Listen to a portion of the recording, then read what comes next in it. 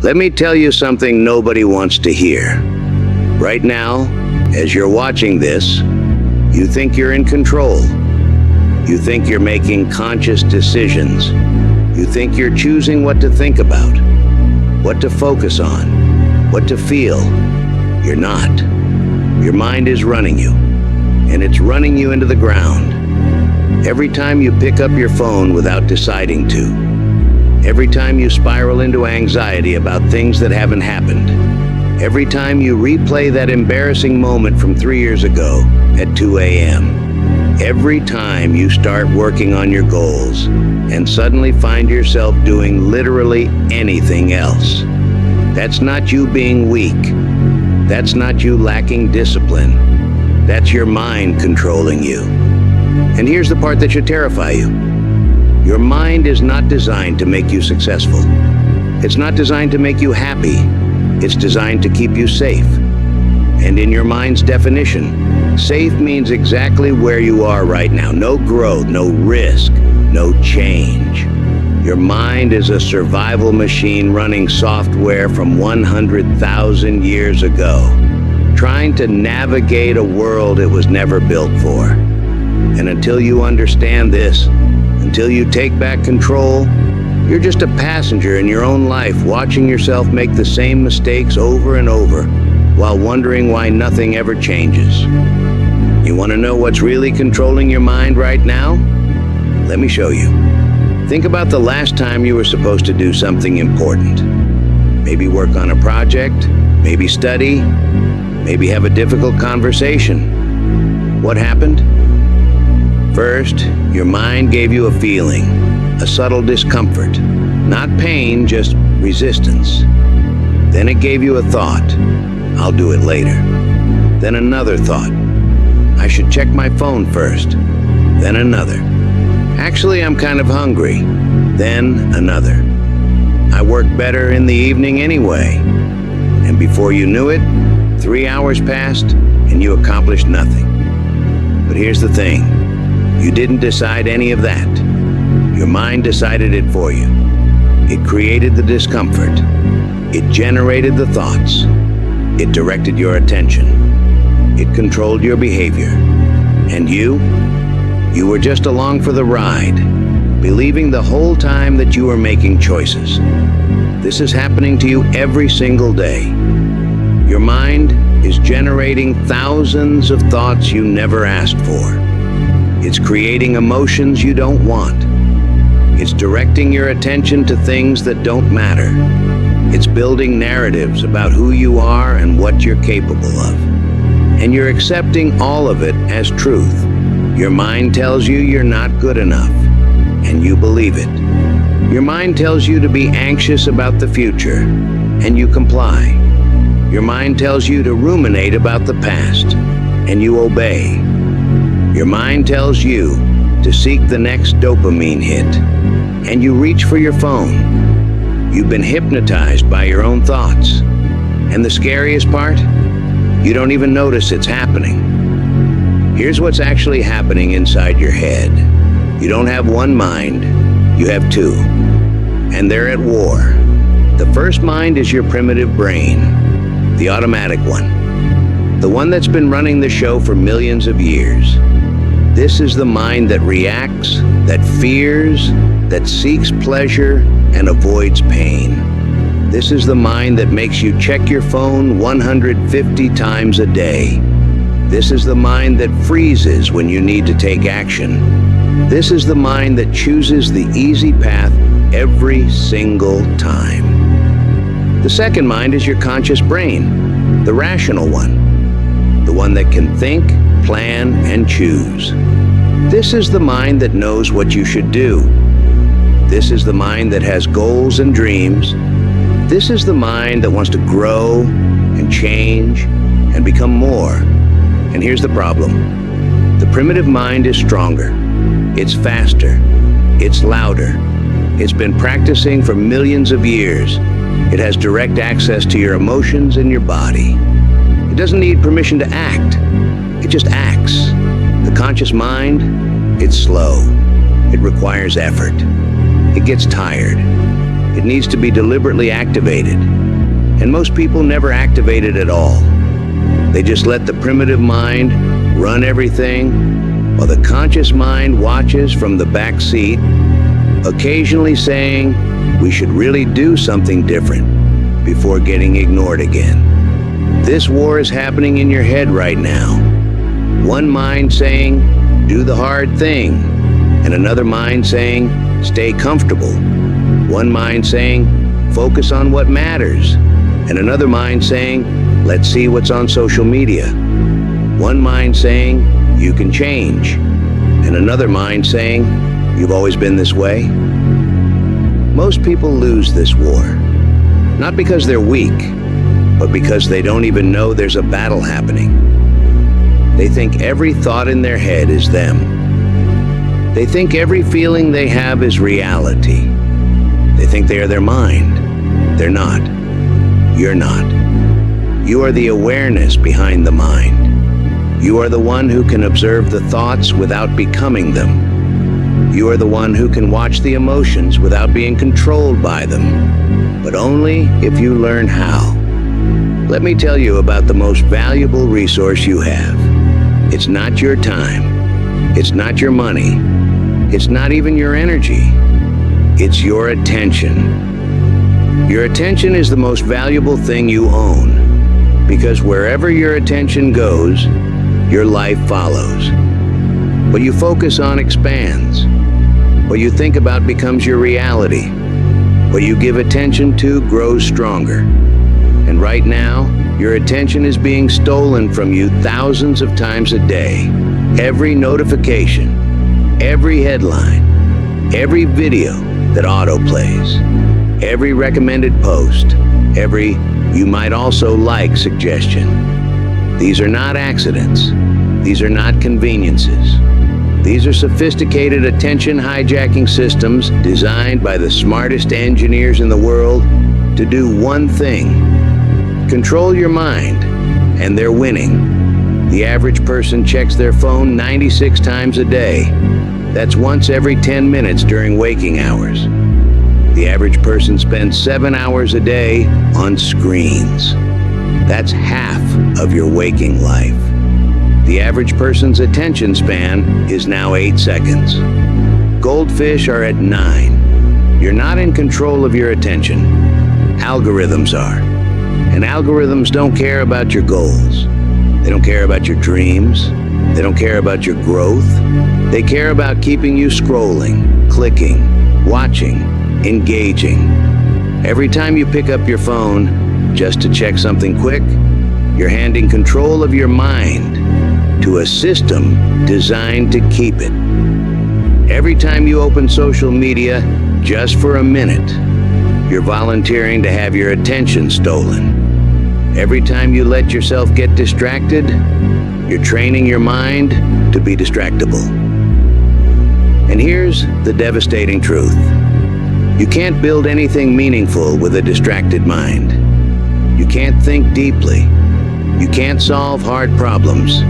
You can't create valuable work. You can't form genuine relationships. You can't grow into who you're capable of becoming. A distracted mind is a controlled mind, and a controlled mind is a wasted life. Let's talk about where your mind goes when you're not controlling it. Let me guess. Worry, anxiety, self-doubt, regret, resentment, comparison, worst-case scenarios, imaginary arguments, past mistakes, future disasters. Am I close? Here's why. Your mind is biased toward negativity. It's called the negativity bias, and it's hardwired into your brain. One negative experience outweighs 5 positive ones. One criticism hits harder than 10 compliments. One failure feels more real than a dozen successes. This made sense 100,000 years ago when noticing threats kept you alive.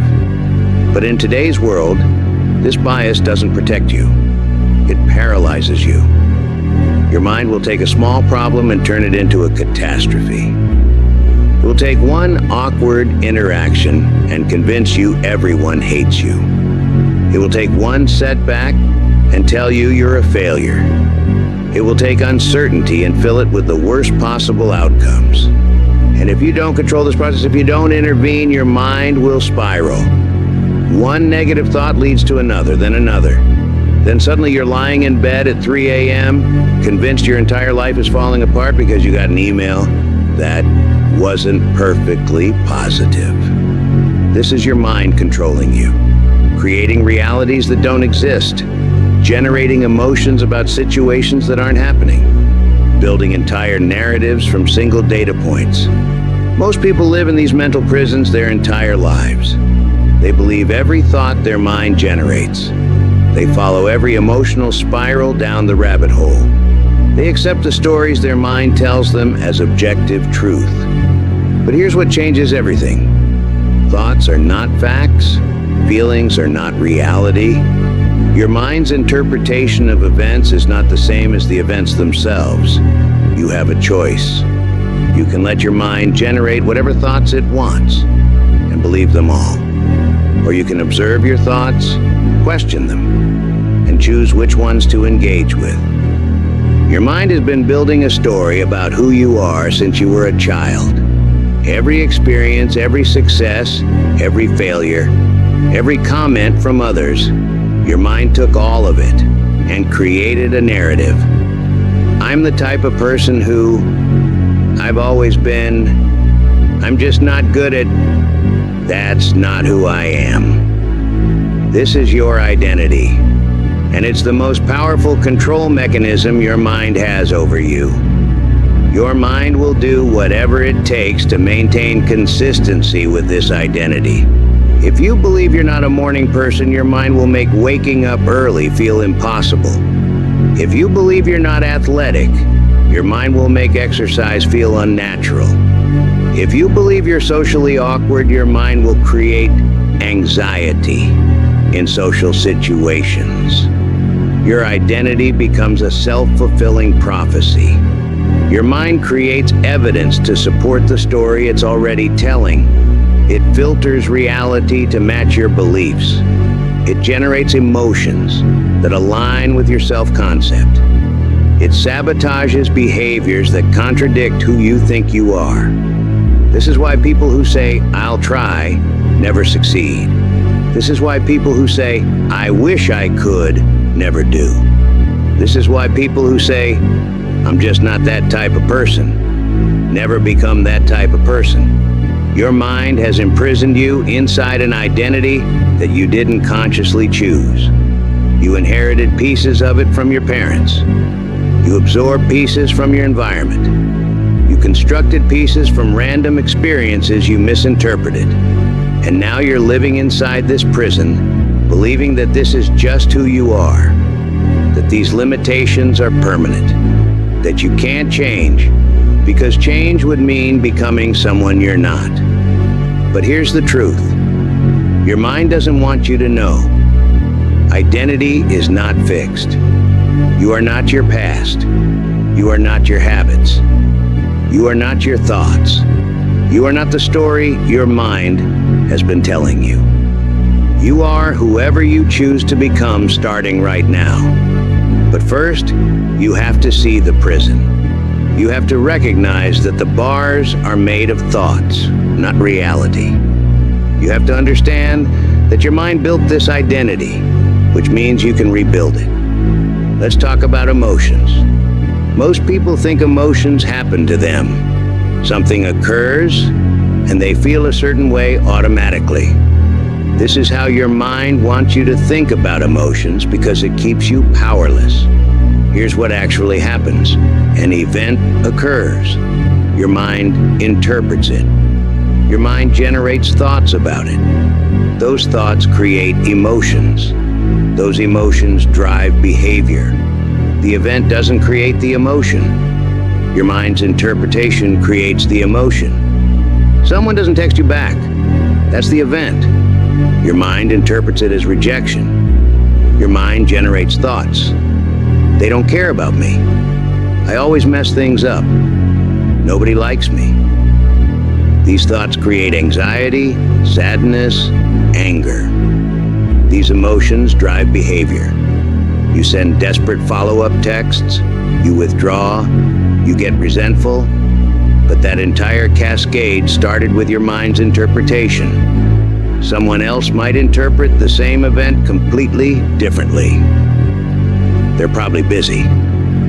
I'll check in later. They feel neutral. They act accordingly. Same event. Different mind, different life.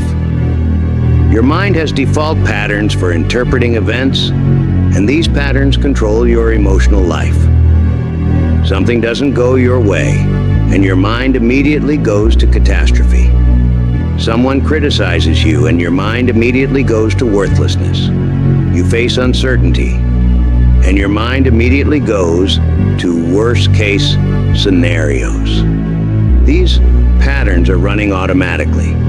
You're not choosing them. You're not aware of them. They're just happening, creating your emotional reality moment by moment.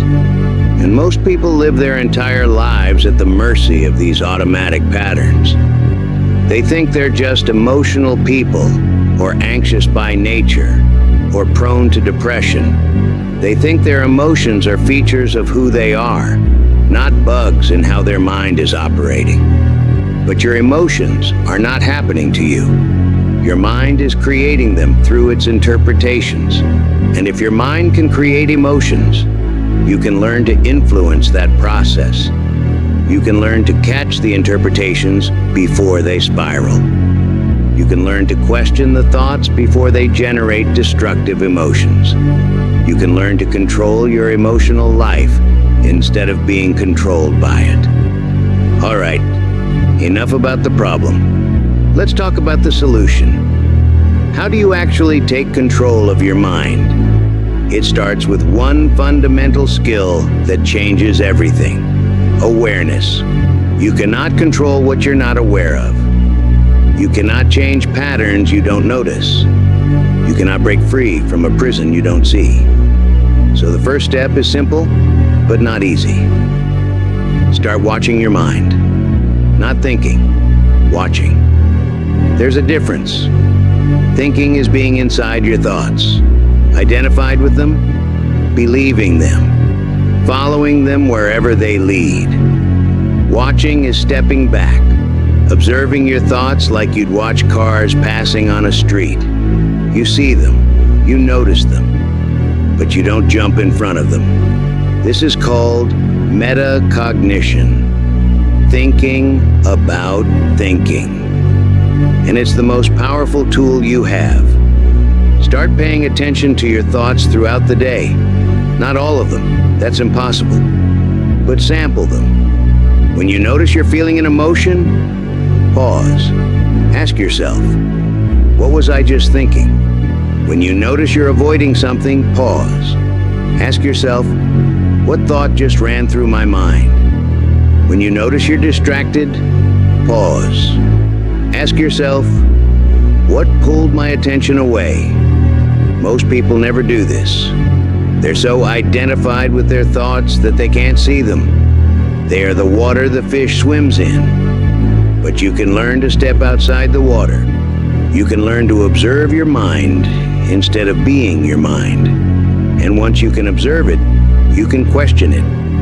When your mind says, I can't do this, you can ask, is that true? When your mind says, everyone will judge me, you can ask, is that a fact or a fear? When your mind says, I'll do it later, you can ask, is this serving me? You're not arguing with your mind. You're not fighting it. You're just questioning it, examining it, treating it like a tool that might be malfunctioning rather than an oracle that speaks absolute truth. This simple act of questioning breaks the automatic pattern. It interrupts the spiral. It creates space between thought and action. And in that space, you can choose. Here's what taking control of your mind looks like in practice. These are not suggestions. These are non-negotiables if you're serious about this. Morning mind. Reset. First 30 minutes of your day, no phone, none. Your mind is most malleable in the morning. Whatever you feed, It first becomes the lens through which you see the rest of the day.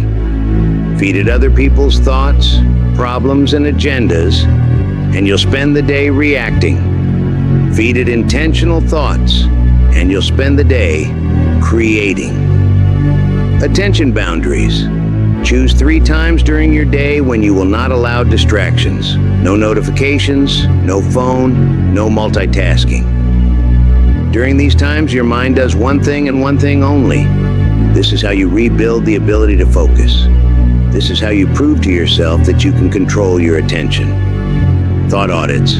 3 times a day, morning, midday, evening. Pause for 60 seconds. Notice what you're thinking about. Write down the dominant thoughts. Are they serving you? Are they true? Are they useful? If not, consciously redirect your attention to something that is. Evening mind. Dump.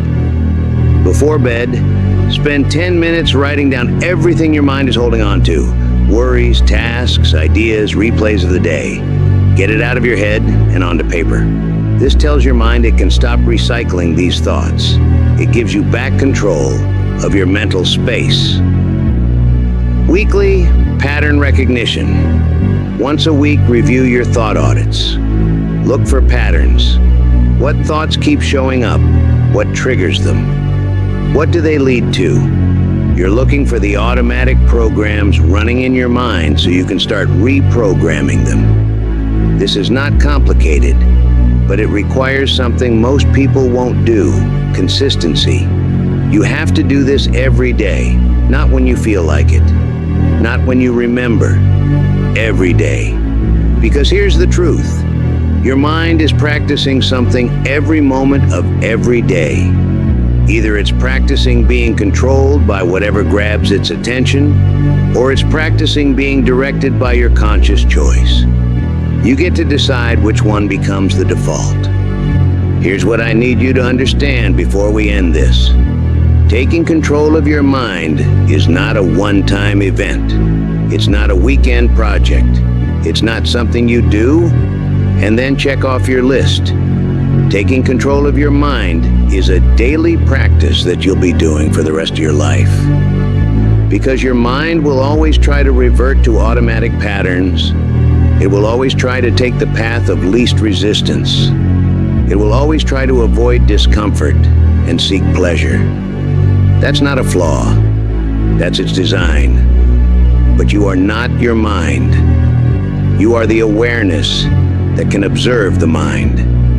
You are the consciousness that can direct the mind. You are the one who can choose. Let me tell you what this actually looks like in real life. Not the Instagram version. Not the motivational poster version. The real messy daily version. You're going to wake up tomorrow morning and your mind is going to immediately start running its programs. Before your feet hit the floor, it'll be generating thoughts about what you have to do today, about what you didn't do yesterday, about what might go wrong, about what someone said 3 days ago, about checking your phone, about staying in bed 5 more minutes. And in that moment, you have a choice. You can let those thoughts take control and dictate your morning, or you can notice them, acknowledge them, and choose what you're going to focus on instead. That's the choice. Not once, not occasionally. Every single morning for the rest of your life. You're going to sit down to do important work and your mind is going to offer you 1,000 escape routes. Check email first. Get coffee first. Just see what's on social media real quick. You work better after lunch anyway. This isn't the right time. You don't feel inspired right now. And in that moment, you have a choice. You can follow your mind down every distraction it offers. Or you can observe these thoughts for what they are, resistance patterns, and direct your attention to the work anyway. That's the choice. Not once. Every single time you sit down to do something that matters, you're going to face something uncertain or uncomfortable. and your mind is going to create anxiety. It's going to generate worst-case scenarios. It's going to remind you of every time something went wrong before. It's going to tell you that you're not capable, not ready, not enough. And in that moment, you have a choice. You can believe these thoughts and let them paralyze you, or you can recognize them as your mind's attempt to keep you safe and move forward anyway. That's the choice, not once. Every time you step outside your comfort zone, every single day, you're going to face this choice. Let your mind run wild or take control of it. Let your thoughts spiral or redirect them. Let your attention be stolen or protected.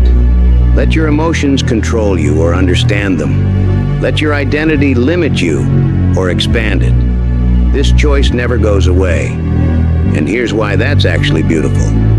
Every time you make this choice, you're casting a vote for who you're becoming. One vote doesn't determine an election, but thousands of votes do. Tens of thousands of votes create a landslide. And you're voting every single day with every single choice you make about where to direct your mind. Vote to control your attention today, and you vote for focus. Do it for 30 days, and you're rebuilding your brain's ability to concentrate. Do it for a year, and you become someone who can think deeply while everyone else is distracted. Vote to question your negative thoughts today, and you vote for resilience. Do it for 30 days, and you're reprogramming your default patterns. Do it for a year, and you become someone who doesn't spiral into anxiety while everyone else is overwhelmed. Vote to direct your mind toward your goals today, and you vote for progress. Do it for 30 days, and you're building momentum. Do it for a year, and you become someone who achieves things while everyone else is stuck. But here's what happens when you keep making the right choice. It gets easier. Not easy. Easier. Your mind starts to follow your lead more naturally, not because it wants to, but because you've trained it to. Because you've shown it thousands of times that you're in charge. That's when you direct it somewhere. It goes there so that its automatic programs don't get the final say. Your thoughts become more aligned with your goals, not because negative thoughts stop appearing, but because you stop following them down every rabbit hole they create. You notice them, acknowledge them, and choose different thoughts instead. Your emotions become more stable, not because you stop feeling difficult emotions, but because you understand that emotions are information, not instructions. You can feel anxious and still take action. You can feel doubt and still move forward. You can feel uncomfortable and still grow. I'm going to leave you with a challenge that will show you exactly how much control you actually have right now. For the next 7 days, you're going to do 3 things. First, no phone for the first hour after you wake up. Not for emergencies, not for just checking, not at all.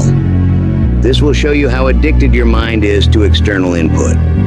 Second, every time you pick up your phone today, pause for 3 seconds first and ask, did I decide to do this, or did my mind decide for me? This will show you how much your behavior is automatic versus chosen. Third, before bed each night, write down 3 thoughts your mind generated today that were not useful. Then write down what you consciously chose to think instead. This will show you the difference between an uncontrolled mind and one you're learning to direct. That's it. 7 days. 3 simple practices. But I guarantee that most people watching this won't do it. They'll think about doing it. They'll agree it's a good idea. They'll tell themselves they'll start tomorrow. And that right there, that's their mind controlling them. So here's my question. Are you going to let this moment pass like every other piece of content you've consumed? Are you going to nod along, feel inspired for 20 minutes and then continue letting your mind run your life? Or are you going to prove to yourself right now that you're capable of taking control? The choice is yours. But understand this, whatever you choose, you're not just choosing for today. You're choosing the pattern for tomorrow. You're choosing who you become. Your mind will control you, or you will control it. There's no third option. There's no middle ground. There's only the question of who's in charge. So what's it going to be?